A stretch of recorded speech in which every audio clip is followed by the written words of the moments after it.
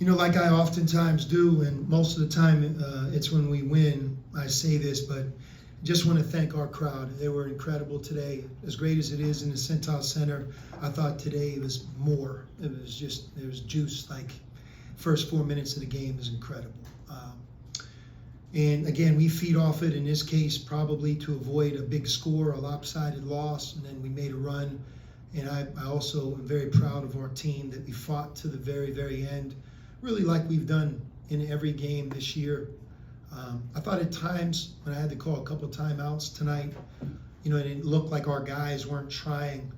I thought it was more of a sense of just his frustration and how hard it was, for us to score and to dig into their lead. They're a really difficult team to defend, and that frustration kind of led to us not being able to get back a couple times. But once we got through that segment there in the early second half, I thought we played with amazing energy and effort, and Creighton is better than we are.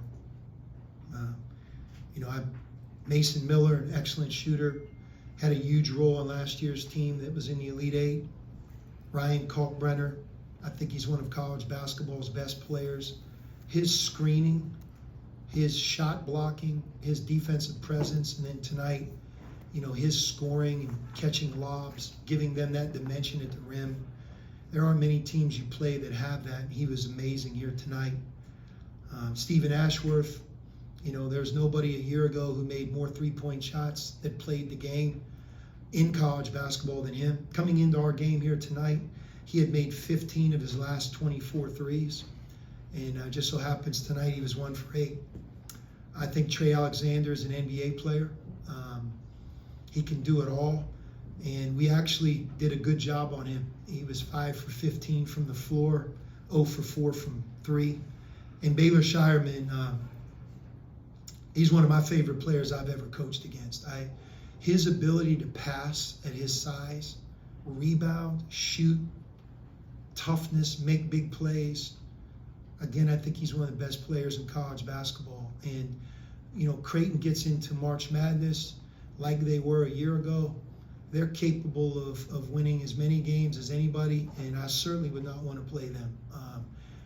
Unbelievable amount of respect for their team, their offense, their defense, and I tell you, they're a really good team. For us to win the game tonight, we would have had to play better, be at our best, and we probably would have had to catch them maybe not at their best. And I don't know if either happened here today. So, again, lost to a really good team. And what I'm not going to do is allow this home loss to now change our mindset of what we've been doing the last 3 months. And that is to be able to learn from this game, grow.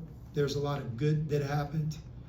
Be better, have 3 or 4 great days, and be as ready as we possibly can for the next game. Right now, as it gets closer to March, the gloom on a loss, it just kind of steals your mind. It's like, oh my God, we lost. Yeah, we lost. We have to come back and bounce back. And we also have 3 more home games. We have 4 road games. We are in the Big East tournament, and it's so much going to be about, like, can you keep playing well? Can we get better? And that was the message to our team, and I have no problem with our team's effort level, our preparation. We wanted to win this game badly, and we lost to a really good team. Sean, what was the message in those 3 timeouts from the first half to open the second half? I think you called like 3 timeouts in 3.5 minutes or so. I just sensed that we had lost our confidence, and we weren't getting back. I would say part of my message is you have to run faster. That simple? Yeah, you can't. This isn't a game to jog back. But when things aren't going well, and it becomes frustrating, the first thing to go is that right there. I thought our big guys struggled tonight. Collectively, I think they were 1 for 10 from the floor and had 5 turnovers. And when you consider the value of just Ryan Kalkbrenner alone, that's a really tough mountain for us to overcome. So I know they can be better. We need them to be better. but we needed them to be better this afternoon, and we weren't able to get it done. What did you see from Creighton's defense, or if there was anything differently that they did tonight that they did against you back in Omaha, and how they limited your three-point attempts, especially with Quincy? Yeah, I mean, I thought they played their coverage. You know, it's really unique. They don't foul. Ryan Kalkbrenner, he's very deceptive in how he protects the rim. It's not always with the shot block. It's with his intelligence and his coordination and his positioning. And those guys that are playing alongside of him, they're really experienced. Not only experienced playing together for Creighton, but just in their own respective careers. They're an older, wiser team. And you know, you almost felt that by the start we had today and how they responded. You know, they have a lot of poise, and they're an excellent team. You know, Greg, their team's very well coached on offense. They're also very well coached on defense, and then, you know, they have a style that's difficult to play against. So, yeah. You mentioned the big guy struggled today. You decided to go with Lazar down the stretch there. Did you see anything from him that allowed him to stay on the floor, or was it more a product of those other guys struggling? Both. I do think Lazar, you know, he's very talented athletically. He can run and jump. We were pressing. He was also fresh. So you have somebody that can really move defensively, and he's fresh. I thought that gave us our best chance to win or make a comeback. And in that particular segment, I thought Lazar did a really good job moving his feet. You know, he was 0 for 2 from the field, but just in terms of how hard he played, doing a good job on the press, flying around, rebounding, being able to move. I thought he did a good job. You know, Abu, he didn't have it tonight. He's really had it in so many big games for us this year. He's been a great competitor, but tonight I thought he got down when he missed some shots, became frustrated, and he wasn't able to really give us, for example, what he did in our last game, you know, earlier in the week.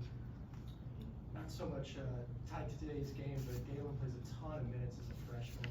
What do you like about his game, and where do you want his growth to come from the next step?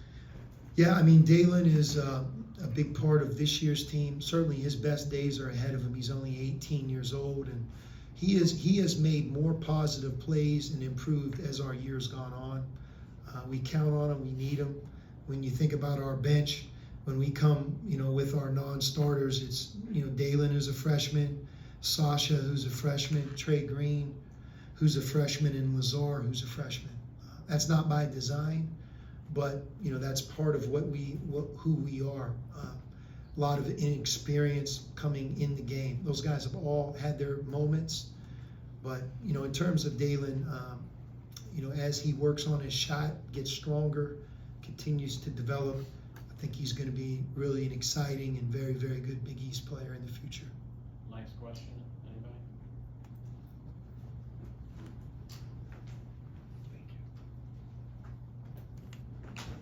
Coach, it seemed that when Lazar came in on the offensive end and had the ball at the top of the key, Creighton was intentionally playing back off of him.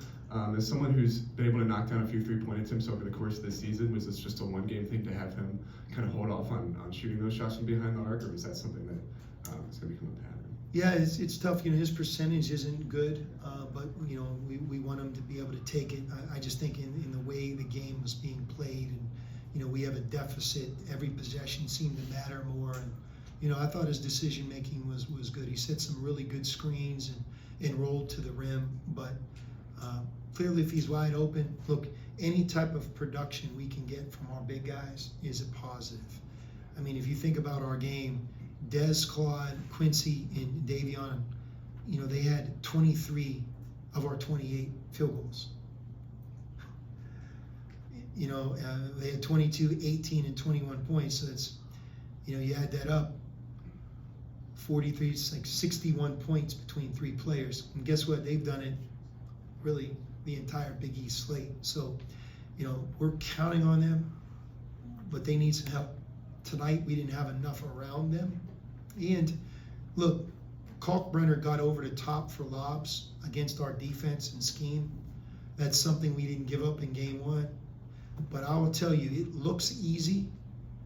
Those passes, the catch, the timing, the ability to do it and be 12 for 14 from the floor. There aren't a lot of combinations of players that can make the plays like they do. That's why they're such a really good offensive team.